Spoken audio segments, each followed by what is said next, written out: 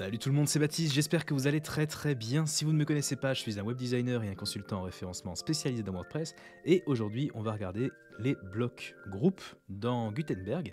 Alors le bloc groupe dans Gutenberg, c'est vraiment une des bases qui va vous permettre de structurer vos pages. Donc c'est super important de bien le maîtriser. Alors après, on peut travailler sans, attention, mais je trouve que c'est vraiment un bon outil à avoir à votre ceinture, surtout que c'est un bloc qui est lié au bloc rangé et au bloc empilé, qui, je pense, vont être de plus en plus utilisés à l'avenir pour structurer les pages d'un site WordPress, en tout cas d'un site WordPress qui tourne sur Gutenberg. Du coup, je pense vraiment qu'utiliser le bloc groupe, ça peut être super intéressant dans plein de cas. Donc aujourd'hui, on va vraiment tout regarder sur ce bloc, je vais tout vous expliquer, on y va. Le partenaire de cette vidéo est WP Rocket. C'est un plugin de cache ultra performant que j'utilise sur mes sites et sur tous ceux de mes clients pour améliorer leur temps de chargement. Je vous mets le lien en description. Ok, donc on se retrouve sur mon administration WordPress. J'ai créé un petit article de blog tout simple qui s'appelle Maîtriser Gutenberg Bloc Group. Et ici, je vais vous montrer déjà pour commencer comment ajouter un bloc groupe dans la page. Eh bien, je vais cliquer sur plus ici. Je vais aller chercher le bloc groupe et je vais le faire glisser et je vais le déposer où ça m'arrange. Voilà, donc mettons ici par exemple. Maintenant que j'ai un bloc groupe qui est vide, il m'invite bien sûr avec le petit plus ici à ajouter un bloc dedans et on va commencer par lui mettre un titre. On va mettre titre exemple, voilà, et ensuite je vais faire à la ligne et je vais ajouter un petit paragraphe. On va juste se mettre du lorem, voilà, un petit peu de lorem ici, et on va s'ajouter un petit bouton ici. Donc je reviens à la ligne, j'utilise le petit plus ici, j'ajoute un bouton, hop, juste pour expliquer, cliquez ici, voilà. Donc là j'ai un titre, du texte et un bouton, le tout du coup dans un groupe. Et ce qu'on va faire, c'est que je vais prendre ce truc là, je vais prendre tout ça, je vais copier tout ça, hop, donc on va prendre CTRL-C, CTRL-V, alors je vais aussi du coup dupliquer ça, je vais le mettre en bas, et donc je le mets en dehors du groupe là, le truc que je viens de dupliquer, histoire qu'on puisse faire la différence entre dedans et dehors. Qu'est-ce que ça change finalement. Donc là on a du contenu qui est dans le groupe, je vais marquer dans groupe ici, et là ce sera en dehors du groupe. Ok, donc ce que je vais faire, c'est que je vais cliquer sur mettre à jour ici et on va aller voir l'article dans un nouvel onglet. Donc ici, vous voyez qu'il y a une nette différence entre dans le groupe ou en dehors du groupe déjà. Le contenu que j'ai mis en dehors d'un groupe, vous voyez qu'il n'y a pas de marge. Tout ça, c'est parce que, et là c'est important de le comprendre, on va regarder un petit peu le code, parce que quand on met comme ça du contenu dans un groupe, il y a un petit peu de code qui est ajouté bien sûr, qui correspond au groupe. Donc si je vais inspecter ici, vous allez voir que là, on a un bloc qui contient en fait tout mon contenu, vous voyez. Donc là, on a le bloc qui contient vraiment tout le contenu. C'est deux divs en fait, un div pour le bloc extérieur et un div pour le bloc intérieur. Bref, en tout cas, il y a cette espèce de wrapping qui se fait, d'encadrement qui se fait, qui n'est pas du coup ici. Ici, il n'y a pas de truc qui encadre les blocs qui sont en dehors du groupe. Et donc, la fameuse marge intérieure dont on parlait ici, le padding, c'est ici WP Block Group Inner Container qui est responsable de ça. Donc ça, c'est un truc qu'on va pouvoir régler avec du CSS si on veut, mais c'est important de comprendre un petit peu que voilà, le groupe, qu'est-ce qu'il fait? Et bien finalement, il place le contenu, donc là en l'occurrence le titre, la description et le bouton, au sein de deux divs qui vont être chargés du coup de l'englober. Donc maintenant, regardons ce qu'on peut faire un petit peu avec un bloc groupe finalement. Donc on va regarder les options du bloc ici. D'accord? Donc pour aller voir les options du bloc groupe, par exemple, je vais aller sur mon paragraphe là qui est au sein de ce bloc groupe et je vais cliquer en bas là ici, dans la petite arborescence, sur le groupe qui est donc un parent par rapport à ce paragraphe. Donc je vais cliquer dessus et ça me sélectionne du coup le groupe.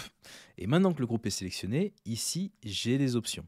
Alors ces options, la première option ici là, avec le transformer en rangée ou transformer en empilé, on en parlera un petit peu plus tard, mais on va commencer par les options qui sont plus simples à discuter, qui sont les options d'arrière-plan et de texte pour les couleurs.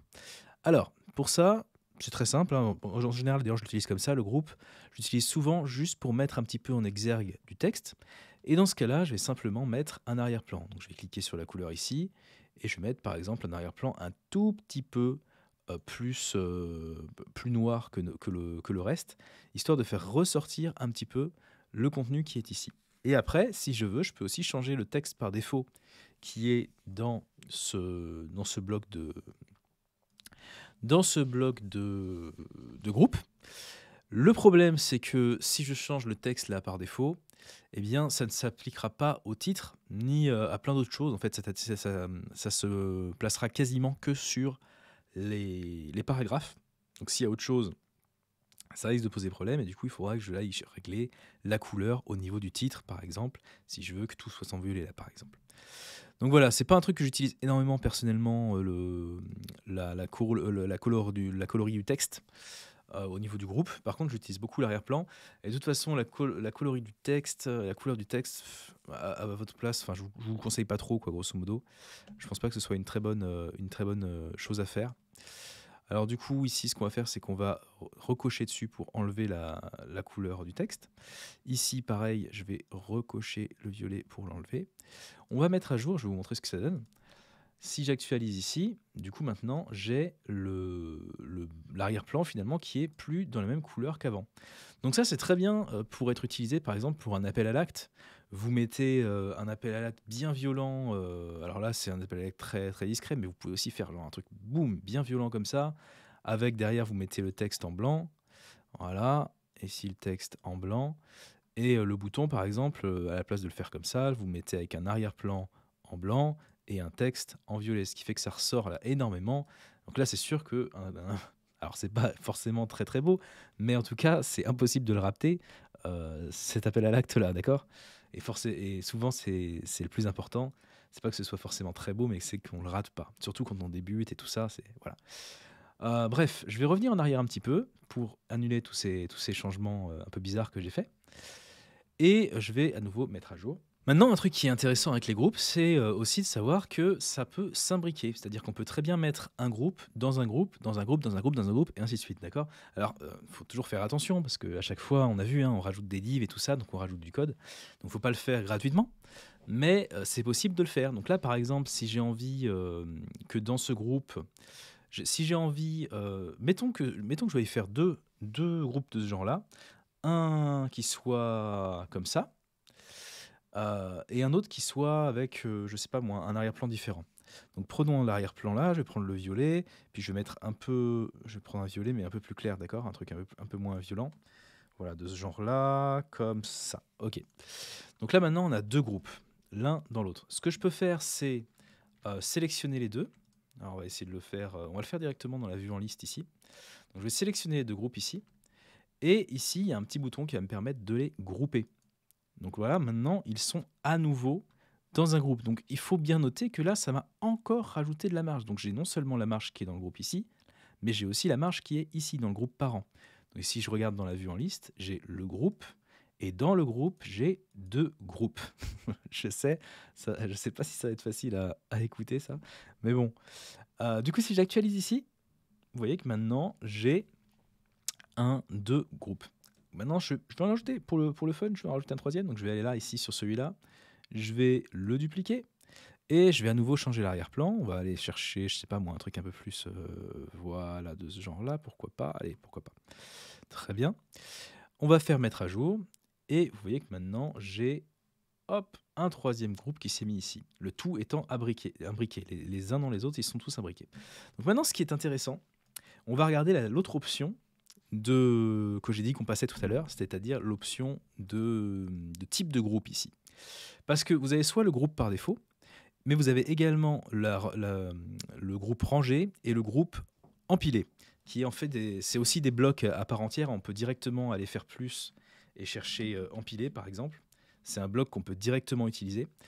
Et on peut aussi chercher directement rangé, comme un bloc Gutenberg, c'est un bloc qui peut être directement utilisé. Et d'ailleurs, on fera une vidéo qui sera dédiée à ces deux trucs-là, parce que c'est vraiment super intéressant. En fait, si vous connaissez un petit peu le CSS, ça utilise le principe de Flexbox, qui est une façon d'afficher le contenu qui est vraiment très cool, une façon de structurer le contenu qui est vraiment très chouette. Le pépin avec ça, c'est que ça va demander un petit peu de CSS pour que ce soit vraiment, vraiment utilisable sur un projet final. Mais là, on va pouvoir regarder un petit peu déjà l'utilité du truc. Donc, si je prends ce groupe-là et que je le mets donc le groupe parent, hein, ok? Le groupe parent, si je le prends et que je le mets en rangée, voilà ce qui se passe. Eh bien, ça m'affiche les sous-groupes, du coup, sur une rangée. Donc c'est-à-dire que chaque groupe ils vont tout placer sur une seule rangée, de façon à ce que chaque groupe soit côte à côte. Et ça, c'est très très très très chouette.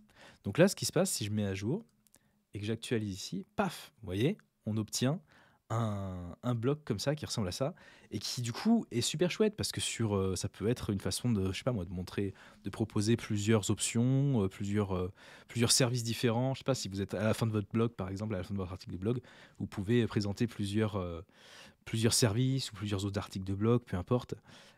Et en tout cas, ça a vraiment beaucoup d'utilisations différentes. Alors vous allez me dire, c'est quoi la différence par rapport au bloc colonne?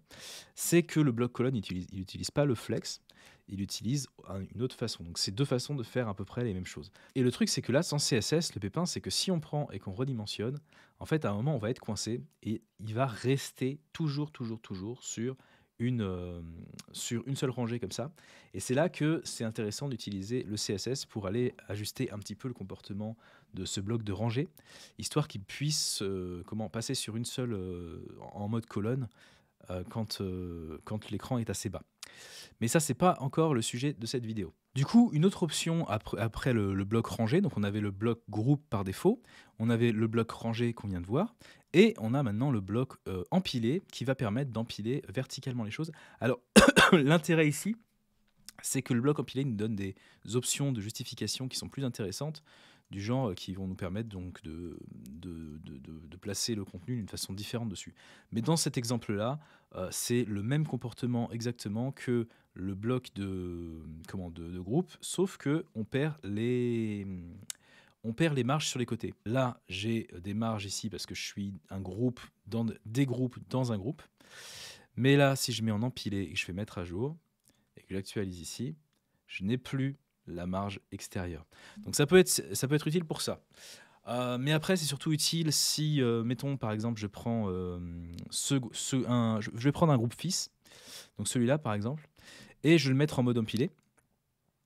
Là, vous voyez que ça a enlevé automatiquement les espacements entre les différents éléments. Et surtout, ce qui est intéressant, c'est que je vais pouvoir justifier tout au centre, là pour le coup. Alors, je vais me faire mettre à jour, on va voir ça. Et vous voyez que là, le seul problème, c'est que du coup, il n'y a plus de marge et tout. Personnellement, je trouve ça nettement moins sympa. Mais en tout cas, personnellement, moi, ce que j'utilise dans ce groupe, dans ces options, soit je laisse, c'est très rare que j'utilise empilé en fait, soit j'utilise le groupe par défaut, soit j'utilise la rangée quand j'ai envie de faire des trucs un petit peu intéressants, comme sur plusieurs colonnes, comme je vous ai montré tout à l'heure. Bon voilà, je pense qu'on a fait le tour du bloc groupe dans Gutenberg, et à mon avis on a vraiment bien tout vu, ce qui était au moins important en tout cas. Je vous remercie d'avoir regardé la vidéo jusqu'au bout. Si elle vous a plu, laissez un petit pouce, ça m'aide énormément, et abonnez-vous pour plus de vidéos sur WordPress si vous n'êtes pas déjà abonné. Si vous avez besoin de mon aide directement, passez sur mon site, je propose des services de web design, de référencement et de référencement payant, et je fais aussi des consultations privées 1 à 1 en visioconférence. Donc voilà, si ça vous a plu, en tout cas, j'espère vous revoir pour la prochaine vidéo de cette série Maîtriser Gutenberg, et je vous souhaite beaucoup de succès avec votre site WordPress. A plus, bye.